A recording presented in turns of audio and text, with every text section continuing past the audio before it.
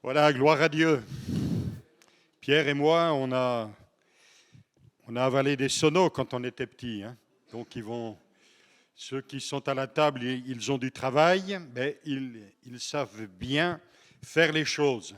Salutations à chacun d'entre vous, chacune d'entre vous. On est heureux d'être ici. Amen. Et de voir des gens s'engager avec le Christ. Ils ne deviennent pas seulement membres d'une église s'ils le veulent, ils deviennent concitoyens des saints et des cieux. Notre regard porte plus haut qu'ici-bas. Ici-bas, il y a une salle de culte, il y a des lieux de rencontre entre les chrétiens, mais nous attendons une rencontre universelle, glorieuse, qui aura lieu dans les lieux célestes. Puisque la Bible enseigne, Jésus l'a enseigné, la Bible dit qu'il reviendra chercher son Église. Et il va arriver un moment, et ça peut arriver aujourd'hui, où en un clin d'œil, en un atome de temps, des millions de gens vont disparaître pour aller à la rencontre du Seigneur pour les noces de l'agneau. Peut-être que ce langage vous est étranger, mais il peut devenir familier si vous lisez la Bible, si vous souhaitez aller un petit peu plus loin avec le Christ. Vous verrez que ces choses sont vraies, réelles. Vous verrez les prophéties qui s'accomplissent. Vous connaîtrez le plan de Dieu pour votre vie. Les doutes s'enlèveront. De grandes certitudes viendront et vous recevrez, comme nous l'avons reçu, une glorieuse espérance. Elle est vivante, elle est magnifique et la Bible dit qu'elle nous relie déjà au ciel même. Voilà, il y a un homme, c'était au Zimbabwe, qui est entré dans un lieu de réunion. Pour tout vous dire, c'était le 14 mai 92. Il entre dans un lieu de réunion, il va se retrouver derrière un pupitre pour annoncer la parole de Dieu et donner quelques mots de témoignage. Donc je le répète, le 14 mai 92. La réunion se déroule, c'est une réunion d'évangélisation, des choses se passent au milieu des gens qui sont là rassemblés et beaucoup de ces personnes prennent la décision de marcher avec le Christ. Puis à la fin de la réunion, quand le pasteur Stéphane Lungu, c'est son nom, salue les gens, vous avez quelques femmes, 2 femmes en particulier qui s'approchent de lui et qui disent « Pasteur, frère, on voudrait vous parler en particulier. » Ben oui, mais attendez un petit peu, je salue les personnes qui sont là. « Pasteur, on a besoin de vous parler. » Et finalement, le pasteur accepte que ces 2 femmes lui disent quelques mots. Et puis elle lui raconte, vous savez, on connaît le jour de votre conversion, c'est il y a 30 ans.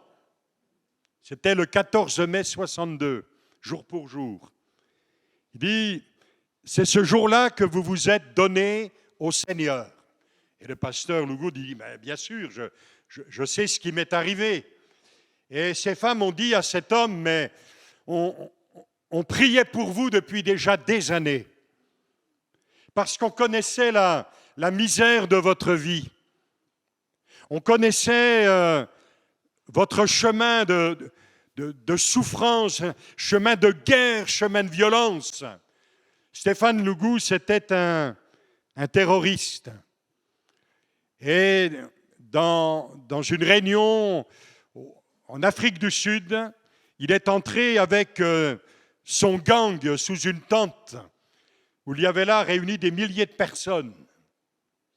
Et ils avaient décidé, avec ses amis, non seulement de troubler la réunion, mais de jeter des bombes,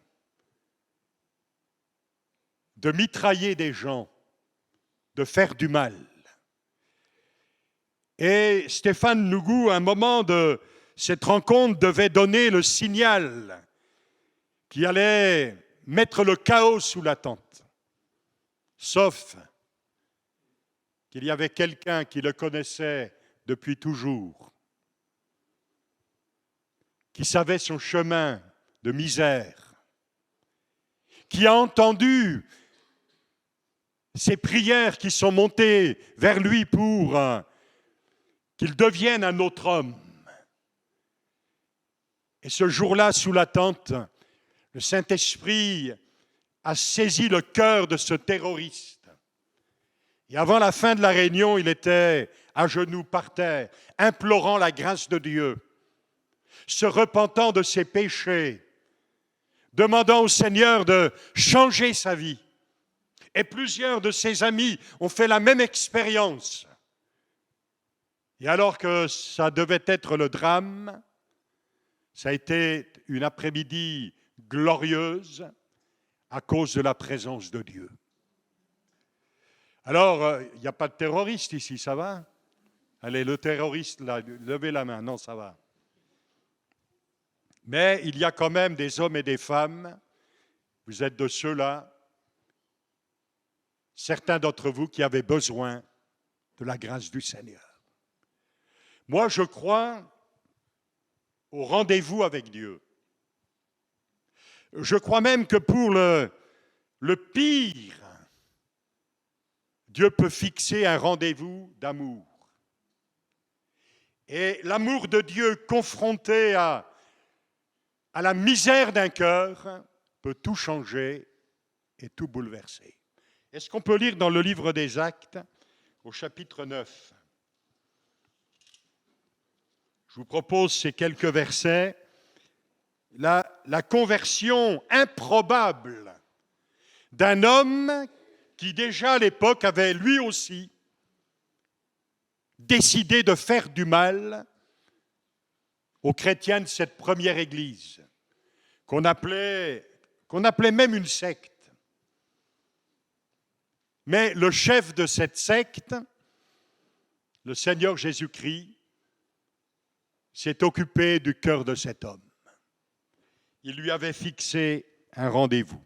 Cependant, Saul, respirant encore la menace et le meurtre contre les disciples du Seigneur, se rendit chez le souverain sacrificateur et lui demanda des lettres pour les synagogues de Damas, afin que s'il trouvait des partisans de la nouvelle doctrine, hommes ou femmes, il les amène liés à Jérusalem.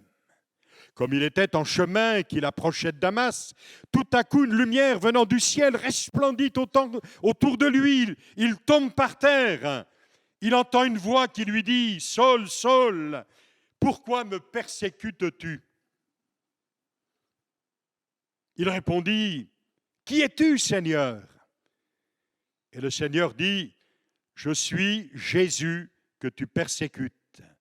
Il te serait dur de regimber contre les aiguillons. » Tremblant et saisi d'effroi, il dit « Seigneur, que veux-tu que je fasse » Et le Seigneur lui dit « Lève-toi, entre dans la ville, et on te dira ce que tu dois faire. » Les hommes qui l'accompagnaient demeurèrent stupéfaits. Ils entendaient bien la voix, mais ils ne voyaient personne. Saul se releva de terre et, quoique ses yeux soient ouverts, il ne voyait rien.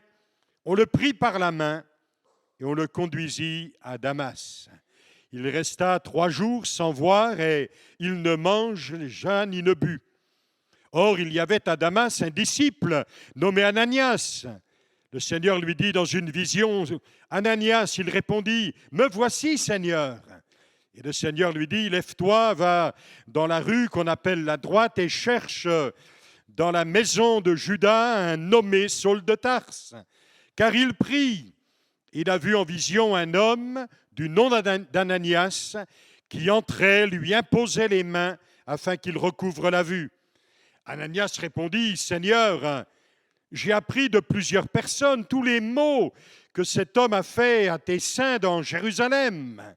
Et il a ici des pouvoirs de la part des principaux sacrificateurs pour lier tous ceux qui invoquent ton nom. » Mais le Seigneur lui dit, « Va, car cet homme est un instrument que j'ai choisi pour porter mon nom devant les nations et devant les rois et devant les fils d'Israël. Et je lui montrerai tout ce qu'il doit souffrir pour mon nom.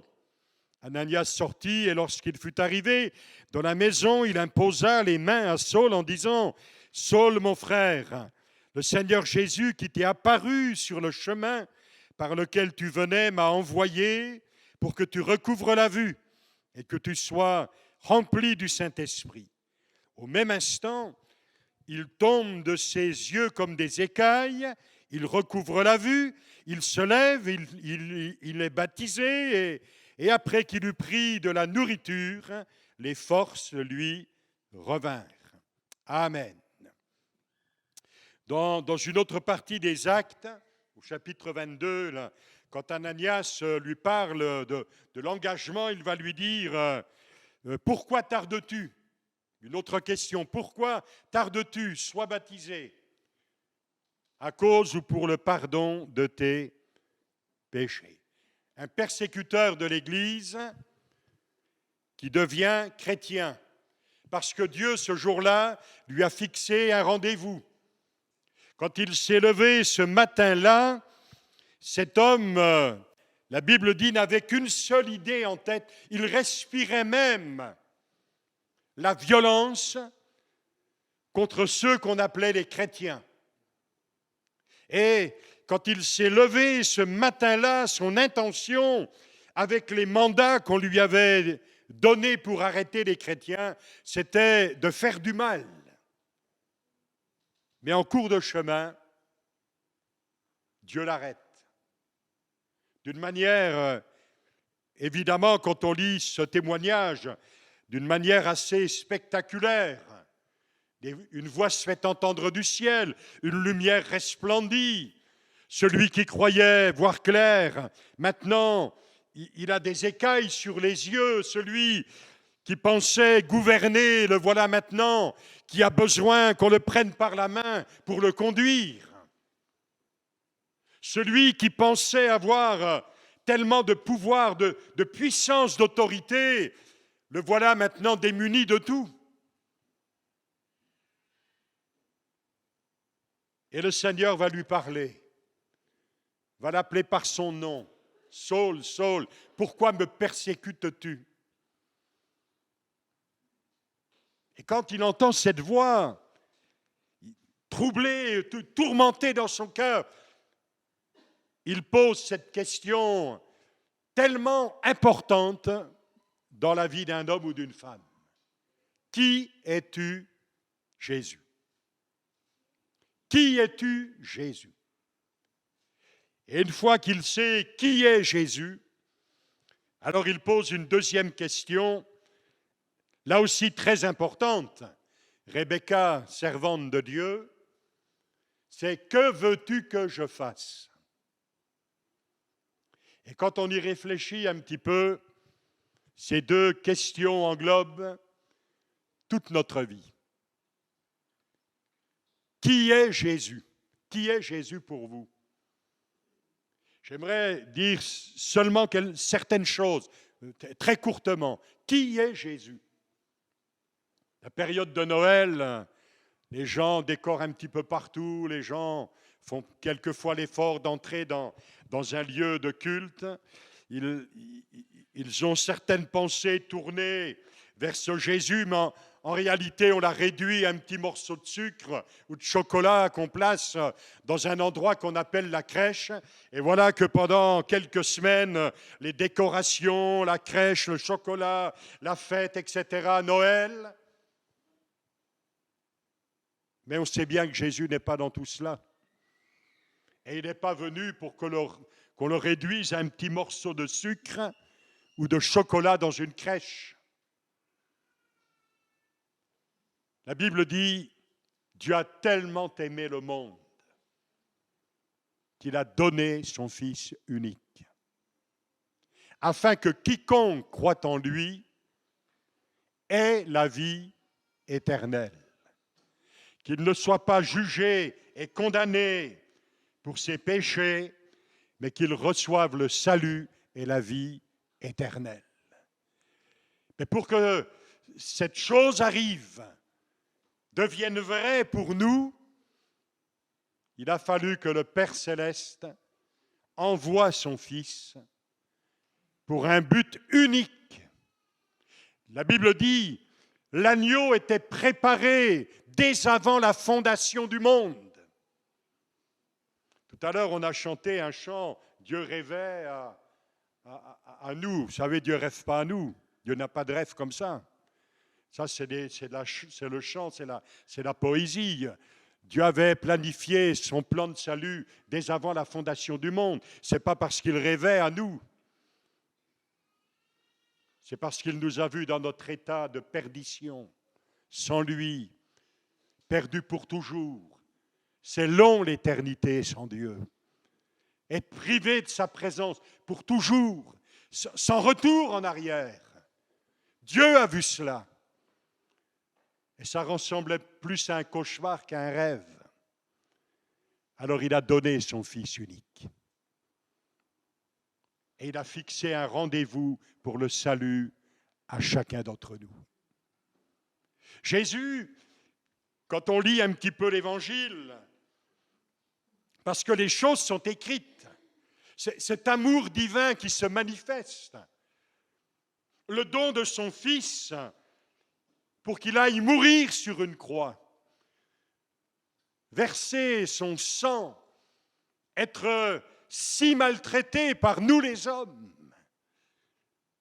La Bible dit, c'est l'apôtre Jean dans la première épître qui dira, en face de nos cœurs pécheurs, méchants, qui ont besoin de repentance et de croire dans la grâce de Dieu. L'apôtre Jean écrira, et le Saint-Esprit va rappeler cela dans toutes les générations. Il est la victime expiatoire. Peut-être ce sont des mots un peu bizarres pour vous. Victime expiatoire. En réalité, ce mot victime, remplacez-le par ce mot l'innocent paye à ma place. Jésus sur la croix a payé pour chacun d'entre nous. La Bible dit qu'il est notre rançon, une rançon qu'aucun ne pouvait payer. Jésus a payé ma dette, celle du péché, en le clouant avec lui sur la croix infâme. Voilà le message biblique. Le don de l'amour de Dieu, c'est la mort de son Fils pour l'expiation de nos péchés. Oui, Dieu nous fixe des rendez-vous. Pour moi, ça a été le mois de juillet 1972, le 18 juillet. J'étais un gars qui vivait dans la rue. Moi, ma nourriture, c'était la drogue. Oui, j'avais des rêves de voyage, d'aller partout, d'être loin de ma famille, particulièrement de mon père, qui lui, à cette époque-là, à mes yeux, passait son temps à régler les comptes avec moi. Et son amour paternel, très régulièrement, se manifestait avec son ceinturon, vous voyez. Lui pensait que je deviendrais comme lui. Et moi, je voulais fuir cela. Alors, c'était les coups, c'était la violence. Moi, j'avais un rêve concernant mon père. C'était de le détruire avec de la drogue. Ma mère, elle a pleuré toutes les larmes de ses yeux pendant plusieurs années. Et puis un jour, je suis parti et je vous l'ai dit tout à l'heure, vivant dans la rue. Ma mère à la maison, ou de temps en temps, venant me rejoindre pour m'acheter un petit peu à manger. Cette femme qui a pleuré tellement, c'était aussi une femme qui était capable d'entrer dans sa chambre et avec le peu qu'elle connaissait de Dieu, alors elle pleurait et elle priait et elle demandait que Dieu fasse quelque chose dans cette famille. Et puis un jour, ma mère est sortie de la chambre, elle a parlé à mon père, elle a parlé à mes frères et sœurs, et elle leur a dit, Claude qui est là dans la rue, qui est un vagabond, qui fait n'importe quoi, il reviendra à la maison. Et il mettra même un costume et une cravate. Alors, mon père, mes frères et sœurs, les voisins, parce qu'elle le disait autour d'elle, ma famille en général, on dit, mais la mère Huot, elle a complètement perdu la tête. Mais ma mère n'avait pas perdu la tête. Elle avait reçu quelque chose de la part de Dieu. Oui, ça sert à quelque chose de prier. Et au même moment, dans les mêmes jours où Dieu a parlé à ma mère, Dieu a parlé à une femme, une chrétienne, d'une assemblée comme celle-ci, une femme directrice d'école, presque une soixantaine d'années. Et cette femme chrétienne qui voyait les vagabonds dans la rue, c'était l'époque des cheveux longs. Vous voyez, j'ai eu des cheveux longs un jour. Elle voyait tous ces jeunes, ces gars, ces filles, et plutôt que de les montrer du doigt en disant c'est tous des paumés, on n'en fera jamais rien, elle en parlait à Dieu. Elle a beaucoup prié, elle a longtemps prié. Et puis un jour, le Seigneur lui a donné des réponses. Et au travers de manifestations qu'on appelle dans la Bible des dons spirituels, des paroles prophétiques, des paroles de connaissance qui révèlent ce que Dieu voit à l'instant, cette femme a été envoyée par le Seigneur dans la rue. Et elle a commencé à interpeller des jeunes, des bandes de jeunes, avec beaucoup de précision de la part de Dieu. Elle venait vers un Bergamini, elle venait vers un Gérard Vergnol, elle venait vers un autre en disant « Dieu te connaît, Dieu t'appelle ». Et là, quelques jeunes ont commencé de se convertir, à lire la Bible. Et ce mardi après-midi-là, il est 15h30, je suis installé dans un café, justement, avec quelques jeunes qui viennent de donner leur cœur au Seigneur. Ils me citent des mots de la Bible que je ne comprends pas. Et puis, l'un d'eux, Guy Bergamini, sort devant le café où nous étions et il revient quelques instants après avec cette Madame Richard qui s'assoit à notre table. Et en face de moi, et qui commence à me fixer, et qui me dit, tu te prénommes Claude. Wow. Mais on se connaît d'où? On ne se connaît pas. Moi, je ne la connais pas, cette femme-là. Et pour moi, c'est comme une vieille qui vient déranger un jeune. Elle s'en permet des choses, cette femme. Oui, tu te prénommes Claude. Il dit, mais comment vous savez mon prénom? Il dit, mais c'est le Dieu Tout-Puissant qui me l'a dit. Wow. Moi, je croyais qu'il y avait un Dieu quelque part. J'ai toujours cru en Dieu. Mais alors qu'un Dieu quelque part est si loin, si haut, s'intéresse à un gars comme moi en bas, ce n'était pas possible. Et là, je commençais vraiment à être mal à l'aise, comme si ce Dieu si loin était vraiment avec cette femme. Il dit, tu te prénommes Claude, et j'ai un message de la part du Seigneur pour ta vie, pour toi. Dieu t'aime et il a un plan pour ta vie. Je vous assure, ça vous rentre dedans. Vous êtes déstabilisé. Vous ne savez plus trop comment faire. Moi, je projetais de partir à l'étranger, faire la route. Cette femme m'invite pour prendre un repas avec sa famille. Le lendemain soir, j'entre dans cette maison, une cuisine toute simple, quelques assiettes, et là, je reçois un nouveau choc. C'est que tout simplement, ils rendent grâce à Dieu pour le repas. Merci Seigneur pour le repas. C'est simple ça. Mais moi, ça a été une flèche. Parce que j'ai compris ce jour-là, je n'avais pas affaire à des religieux, ce n'étaient pas des mots comme ça qui sortent. Je dis, mais ces gens-là, ils ont un contact avec Dieu. Ça, je l'ai senti. J'ai voyagé, j'ai traîné ma misère, j'ai perdu des amis. Je me suis retrouvé en face de la saleté de ma vie. Et puis Dieu a continué de me parler avec un verset que m'avait cité cette femme. Jésus, le Fils de l'homme, est venu chercher et sauver celui qui est perdu. Ça m'a tourmenté, ça m'a suivi.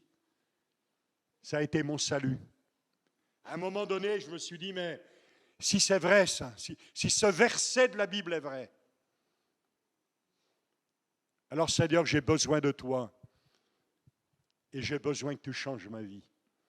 Revenu en France, dans la ville de ma naissance, je traînais dans la rue, je crois que c'était un samedi après-midi, et là, dans la rue, j'ai retrouvé cette femme avec ces quelques jeunes qui étaient là pour rendre témoignage. Et je me suis approché d'elle, Madame Richard, est-ce que vous vous souvenez de moi?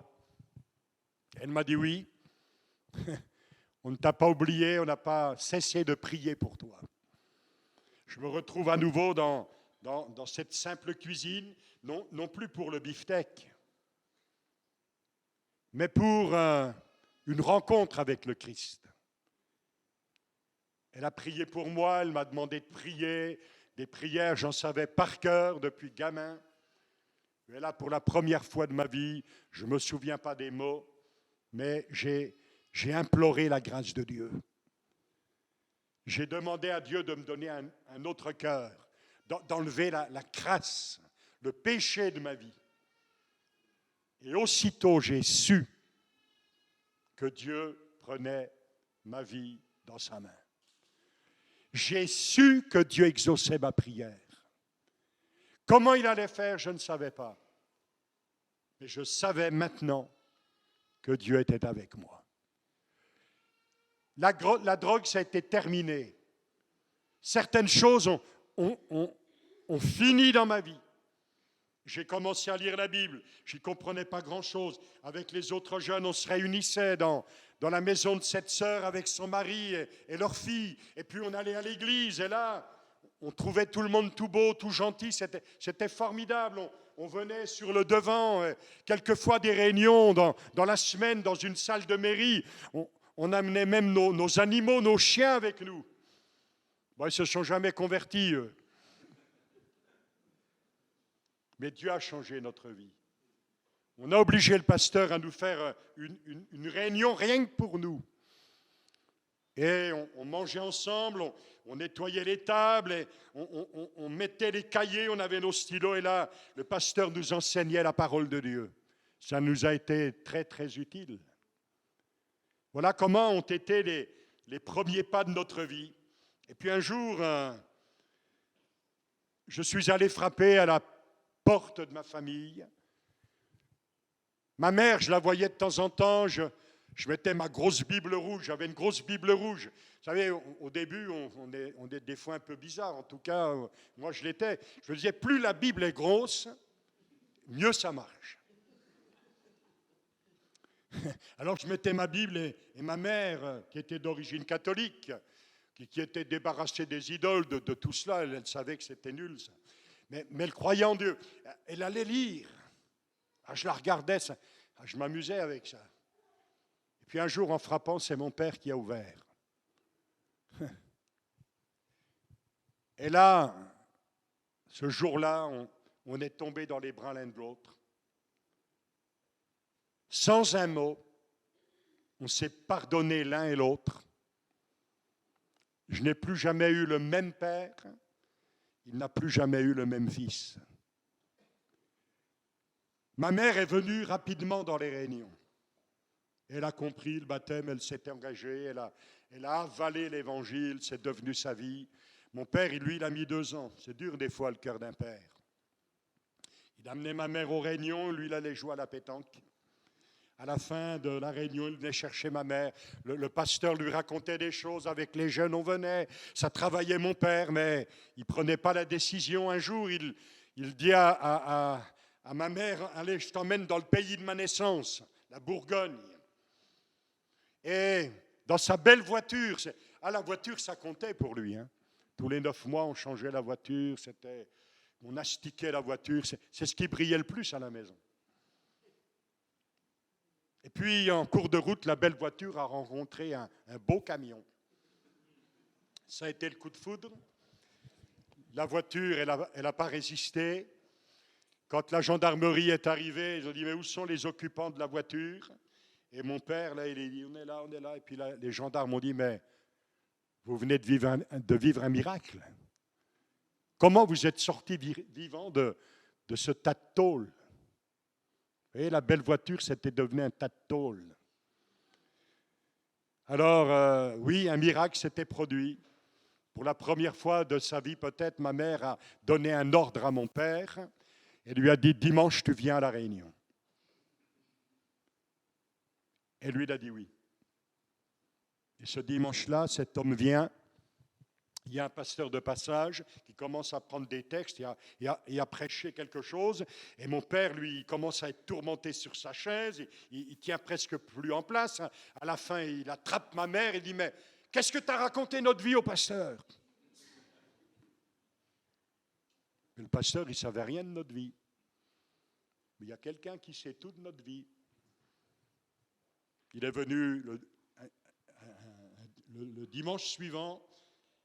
Et l'après-midi, avant la fin de la réunion, il y a un homme qui sanglotait au milieu de tout le monde, qui demandait pardon à Dieu. C'était mon père qui rencontrait le Seigneur. Ils ont marché avec le Seigneur, ils ont été fidèles à Dieu, à la parole de Dieu, à l'Église. Ils ont servi l'Église. Mon père a prêché l'Évangile, il a conduit les chants, ils aimaient faire du bien au nom du Seigneur. Tout n'était pas parfait dans leur vie, mais ils se sont endormis en lui. Parce que Dieu a eu pitié de notre famille. Ma mère avait dit, il reviendra à la maison, il portera un costume, il mettra une cravate. Moi, dans l'église, la chose qui me semblait importante après m'être converti, c'est de me marier avec la bonne personne. Ce n'est pas de changer de femme tous les 3 ans ou de mari tous les 3 ans. Ce n'est pas la loterie non plus. On a besoin de Dieu pour bâtir quelque chose qui soit solide, parce que dans la vie, il y a des tempêtes. Dans nos cœurs, il y a des tempêtes. Et si Dieu ne nous aide pas dans les tempêtes, le bateau coule. Combien de bateaux coulent aujourd'hui? Alors, un jour, dans les réunions de jeunesse et tout, j'en ai repéré une qui m'avait déjà repéré. Elle ne m'avait rien dit. Maintenant, elle parle maintenant. Mais avant, une fille parmi les 11 enfants de la famille. Je me souviens quand j'entrais dans cette maison, ça descendait, ça montait de partout. Je n'arrivais pas à retenir les prénoms, il y en avait trop. Enfin, le sien, je m'en rappelais. Et avec Francine, on a décidé de s'engager et puis de servir Dieu. Pas seulement on se marie, on va bâtir notre vie et puis allez, on est comme le reste des hommes, sauf qu'on est sauvés. Non, on voulait servir Dieu. Et puis Dieu nous a appelés à le servir. Et puis elle s'est occupée de mon look. Moi, c'était les tuyaux de poêle, les jeans, tuyaux de poêle, avec des trous partout. Vous n'avez pas inventé les trous aujourd'hui, ils étaient déjà là il y a 50 ans. Hein. Sauf qu'on ne les payait pas, nous. Aujourd'hui, on paye pour des trous, on paye pour du vide. On paye cher pour du vide, c'est quand même formidable. Hein. Prenez un ciseau, faites des trous, c'est bon, hein, ça coûte moins cher. Crasseux, oui, on venait dans l'église, c'était pas Coco Chanel, c'était Coco le monde, Coco la drogue et tout. Alors elle s'occupait de mon look. Bon, j'avais fait couper un peu mes cheveux le jour du baptême quand même. Elle m'a fait entrer dans un magasin, on a choisi des vêtements. C'était devenu aussi la mode des pattes d'éléphant. Alors moi, je suis passé du tuyau de poil aux pattes d'éléphant. J'osais plus sortir dehors. Un jour, j'ai acheté une veste. Ça a dû me tourmenter tellement que j'ai oublié d'enlever le prix. Tout le monde savait combien je l'avais payé. Enfin voilà, Dieu a exaucé la parole qu'il avait dite à ma mère. Il portera un costume et des cravates. Vous savez que Dieu fait ce qu'il dit. Quand Dieu dit quelque chose, il le fait. C'est sérieux avec le Seigneur. Quand Dieu nous parle, il y a des gens, Dieu leur parle tous les 3 minutes, ceux-là, mettez-les de côté, c'est rien. Mais quand Dieu vous parle vraiment, d'abord Dieu n'est pas bavard, mais quand Dieu vous parle un jour, prenez ça au sérieux, parce que sa parole s'accomplit. Dieu nous a fait grâce dans notre famille. Heureusement pour moi, 4 filles plus ma femme, ça fait combien? Ça fait beaucoup quand même. Hein? Alors il y a eu un fils que vous connaissez bien. Il nous a fait quelques tours, mais il s'en est bien sorti. À 12 jours, il devait mourir. On a fêté ses 40 ans. Nous, on a fêté nos 50 ans de mariage. Dans quelques temps, 70 ans. Oh. Mais Dieu est là avec nous. Dieu nous a fait grâce. On marche avec Dieu. On avait une vie de misère. Dieu a rempli notre vie.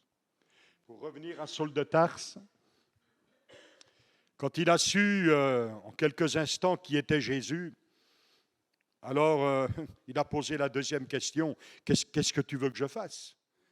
Maintenant, je sais que tu m'aimes, je te confie ma vie, je sens ma misère et pitié de moi. Que veux-tu que je fasse? Ben, on va te prendre par la main, on va te conduire à Damas, on va te dire ce qu'il faut faire maintenant. C'est plus toi qui prends en charge ta vie. Tu me la confies et des gens compteront dans ta vie. Et vous, maintenant qui savez qui est Jésus, ce qu'il a fait dans la vie de Saul de Tarse, ce qu'il a fait dans la vie de Rebecca, il y a sa famille, il y a mon fils qui est pasteur ici, il aime bien qu'on lui pose des questions, alors posez-lui des questions. Il y a les chrétiens de cette église, il y a des gens qui sont ici, vous verrez peut-être des imperfections, mais vous verrez leur cœur et vous verrez que ce n'est pas du bluff. Que veux-tu que je fasse, Seigneur? Eh bien, la Bible dit, repens-toi de tes péchés. Reconnais qui tu es devant lui. Crois dans la grâce de Dieu. Dieu t'aime. Et Dieu veut te faire grâce. Crois dans son amour. Et n'aie pas peur de t'engager avec lui. De dire, Seigneur, je veux te suivre. Parce que Jésus a dit, si quelqu'un veut me suivre, le Seigneur appelle des hommes et des femmes à le suivre. Des jeunes, des moins jeunes, des vieillards. Dieu parle à des enfants. Il nous appelle à le suivre. Que veux-tu que je fasse? Seigneur, je veux m'engager à ta suite et faire ta volonté. Comment je vais connaître ta volonté? Elle est exprimée dans la parole de Dieu, dans la Bible. Venez vous nourrir. Venez entendre l'Évangile. Venez entendre la parole de Dieu. Priez. Priez. Dans votre chez vous, trouvez-vous un moment pour prier tous les jours. Remettre votre vie entre ses mains. Et vous verrez que la marche avec Dieu, c'est une marche de communion. On aurait pu lire ce passage que j'ai cité. Quand Ananias, envoyé par Dieu, va vers Saul de Tarse avec des réticences, il ne sait pas trop vers qui il s'avance et il est surpris de la bonté de Dieu. Alors il voit Saul de Tarse maintenant, une conviction est en lui, Dieu appelle cet homme. Alors il lui dit, mais pourquoi tardes-tu? Engage-toi, sois baptisé. Il va même lui dire, tu recevras un service qui sera fait de choses merveilleuses, mais aussi de beaucoup de souffrances. Parce que nous, les chrétiens, on n'est pas exempts de souffrance non plus. Si moi, je me tape avec un marteau sur le pouce, ça va me faire mal comme à vous. Quand on prend des coups, ça fait mal. Des fois, on peut être découragé. Il y a toutes sortes d'événements, de circonstances. On est encore sur une terre bouleversée. N'importe quoi peut arriver. Mais on a quelqu'un qui veille sur nous. Oui, l'Éternel est mon berger. L'Éternel est mon berger. Et je ne manquerai de rien. J'aimerais donner simplement l'occasion à quelqu'un, peut-être quelques-uns, si vous voulez vous adresser à Dieu, si vous voulez qu'on prie aussi pour vous, si vous voulez que dans cette matinée, vous qui êtes venus entendre, voir, maintenant, Dieu qui vous voit aimerait vous entendre. Si vous voulez faire un geste en disant, Seigneur, j'ai entendu des choses et dans ma vie, j'ai tellement de besoins. Un jour, un homme se promenait dans une ville et il regardait les magasins. Il en a vu un peu particulier. C'était un magasin atelier de réparation. Et alors, vous pouvez amener chez lui quelque chose à réparer, il va le faire. Et puis, il y avait cette pancarte un peu étonnante. Ici, on répare tout, sauf les cœurs brisés. Et peut-être que tu es un cœur brisé. Et tu as besoin ce matin que le Seigneur te prenne en charge. Parce que Jésus a été envoyé pour guérir ceux qui ont le cœur brisé. Besoin de tendre la main vers Dieu. Seigneur, je ne sais même pas bien prier, qu'importe. Seigneur, je veux faire appel à toi. On ferme nos yeux pour ceux qui le veulent. Y a-t-il quelqu'un qui voudrait faire appel à Dieu simplement? Les gens ne vont pas vous regarder, et puis qu'importe s'ils vous regardaient, ce qui compte, c'est vous maintenant. Mais on aimerait prier avec vous. On aimerait prier pour vous. Je voudrais simplement que vous leviez la main à votre place. Voilà, madame, que Dieu vous bénisse. Que Dieu vous bénisse, madame. Que Dieu vous bénisse. Là-bas au fond, quelqu'un lève la main. Est-ce que quelqu'un d'autre, simplement, voilà, jeune homme, que Dieu te bénisse. Quelqu'un d'autre, voilà, je vois des mains qui se lèvent, que le Seigneur vous bénisse. Seigneur, tu es présent au milieu de nous. Tu nous connais, tu sais ce qu'il faut faire avec nous, tu connais notre chemin. Tu aimerais que notre chemin devienne un chemin nouveau avec toi, où toutes sortes de merveilleuses choses arriveront, mais aussi des choses peut-être plus difficiles. Mais la différence, c'est toi, c'est ta présence. Je veux te confier, au-delà d'une main qui s'est levée, je veux te confier ces vies, ces cœurs, ces besoins, les confier à ta grâce et à ce si grand salut. Tu as payé notre dette, tu as pris nos péchés, tu nous délivres de nos péchés, tu nous donnes une nouvelle vie. Seigneur, tu es sorti du tombeau. Je m'adresse à Jésus qui s'appelle le vivant dans la parole de Dieu. Et ainsi notre foi n'est pas vaine. Et même la Bible dit que tu fais au-delà de ce qu'on demande, au-delà de ce qu'on pense. Fais-le dans leur vie, Seigneur. Que ton esprit les attache à toi. Je te prie au nom de Jésus. Et s'il y avait quelques malades qui aient besoin de ta grâce, de ta bonne main, d'être délivrés, d'être guéris ce matin, alors qu'il le soit dans le nom de Jésus, que des maladies quittent les corps, que des mauvaises choses quittent les vies, que des ténèbres reculent, et que la vie, la guérison, le salut et la lumière viennent dans les vies. Je te prie, Père, au nom de Jésus, pour ta gloire. Amen.